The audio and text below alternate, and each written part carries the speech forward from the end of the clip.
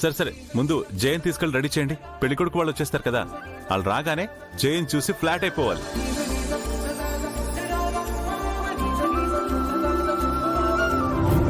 విశ్వ, అబ్బాయి గురించి అన్ని వివరాలు కనుక్కున్నావా?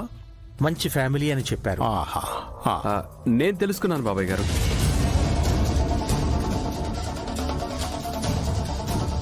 అబ్బాయి గురించి కానీ వాళ్ళ ఫ్యామిలీ గురించి కానీ మీరేమీ ఆలోచించక్కర్లేదు. చాలా గౌరవమైన మంచి కుటుంబం.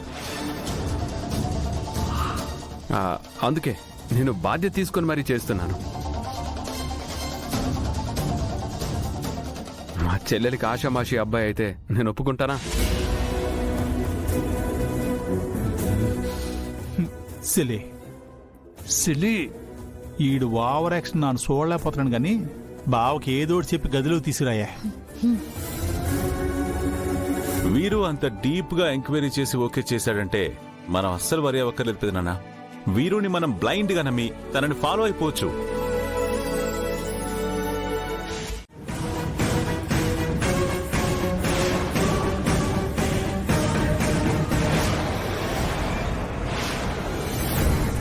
మీరందరూ కలిసి చేయబోయే ఈ పని వల్ల ఎంత పెద్ద గొడవ తప్పిందో తెలుసా? టైంకి విశ్వనాథ్ మామయ్య వెళ్ళిపోయి నేనొచ్చాను కాబట్టి సరిపోయింది. అదే ఆయన వినుంటే, అంటే మీరందరూ ఏమనుకుంటున్నారు? నాకు నిజం చెప్పడం చేత కాదనుకుంటున్నారా?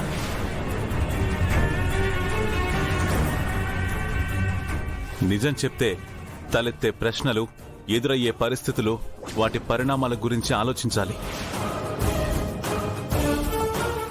వాళ్ళకంటే బుద్ధి లేదు. కనీసం మీరైనా చెప్పాలి కదా. మీరేం చేస్తున్నారు? దగ్గరుండి చెప్పమని ఎంకరేజ్ చేస్తున్నారా? అమ్మా నన్ను ఏమనకండి సార్, వాళ్ళు వద్దనే చెప్పారు, నేనే వినలేదు. నాకు తెలుసు, ఇలాంటి దిక్కుమాలిన ఐడియాలు నీకే వస్తాయి. చేసిందంతా చేసి పైగా నేనే చేశాను సార్ అని గర్వంగా చెప్తున్నావా? ఏం చేయమంటారు సార్? నిశ్చితార్థం జరిగితే జయ కూతురుగా ఫిక్సింగ్ అయిపోతుంది. సుధా అమ్మ హిట్లర్ మోసపోవడం నాకు ఇష్టం లేదు. మీరేమో వీరుకి సపోర్టింగ్ చేస్తున్నారు. ఎంగేజ్మెంట్ ఆపుతారన్న ఆశ కూడా లేదు. అందుకే ఇలా చేశాను. చూడు, నేనేం చేసినా ఈ ఫ్యామిలీ మంచి కోసమే చేస్తానని తెలుసు కదా. కళ్ల ముందు ఇంత జరుగుతున్నా నేను సైలెంట్ గా ఉన్నానంటే నా ప్లాన్స్ ఏవో నాకున్నాయనే కదా. అరే, నా మీద మీకు ఆ మాత్రం నమ్మకం లేదా? నమ్మకం ఉంది సార్, కానీ నిశ్చితార్థం... ఇప్పుడు నిశ్చితార్థం జరగడం వల్ల కొంపలు మునిగిపోయేది ఏం లేదని చెప్పాను కదా. మీరు ఇలాంటి తింగర్ పనులు చేసి లేనిపోని సమస్యలు క్రియేట్ చేయకండి.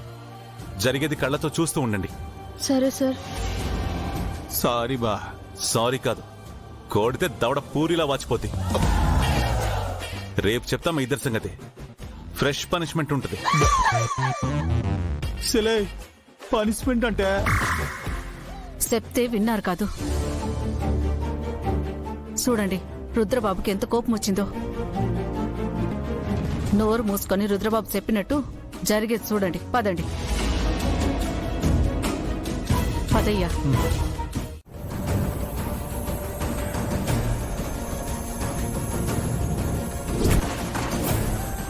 ఎలా ఉంటుంది? మంచి మర్యాద తెలిసి పెరిగితే కదా. ఆశ్రమంలో అనాథలా పెరిగితే ఇలాగే ఉంటుంది. ఇక్కడేదో పెద్ద గొడవ జరిగేలా ఉంది. వెంటనే ఈ విషయం వీరు బ్రోకి మెసేజ్ చేయాలి, లేదంటే గొడవ విశ్వనాథ్ గారి దగ్గర వరకు వెళ్తుంది.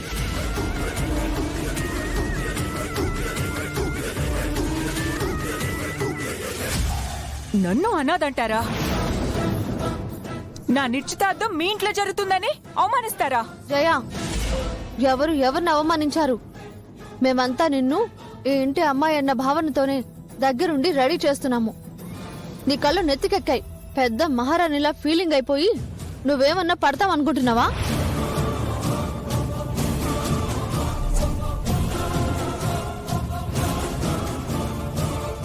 ప్రమీళ అక్కని అవమానించడమే కాకుండా అమ్మగారికి ఎదురు మాట్లాడతావా?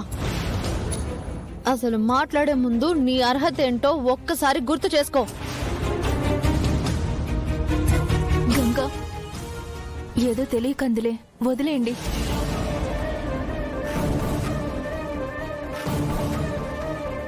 అక్కే వదిలేయమంటుంది కదా, లీవ్ ఇట్. జయ ఏదో తొందరపడింది అంతే కదా. అదే మాట నిన్నంటే నువ్వు ఊరుకుంటావా ఇషిక?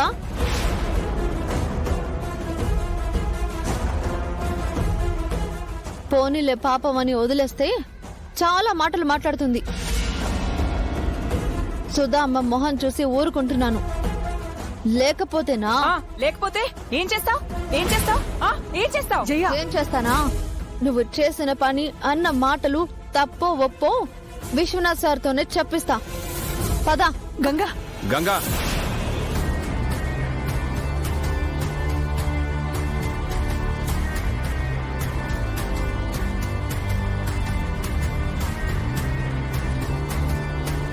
ఏంటిది?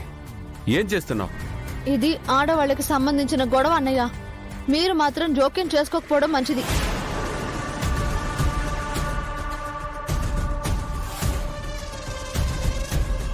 అవతల నిశ్చితార్థానికి టైం అవుతుంటే ఈ గొడవ ఏంటి? జయ ప్రమీల అక్కని అవమానించింది. అమ్మగారిని ఎదిరించి మాట్లాడింది. సరే, ఏదో చిన్నపిల్ల తెలియక మాట్లాడుంటుంది. తనతో సారీ చెప్పిస్తే సరిపోతుంది. అంత దానికి ఫంక్షన్లో గొడవ క్రియేట్ చేస్తావా? చూసేవాళ్ళు ఏమనుకుంటారు?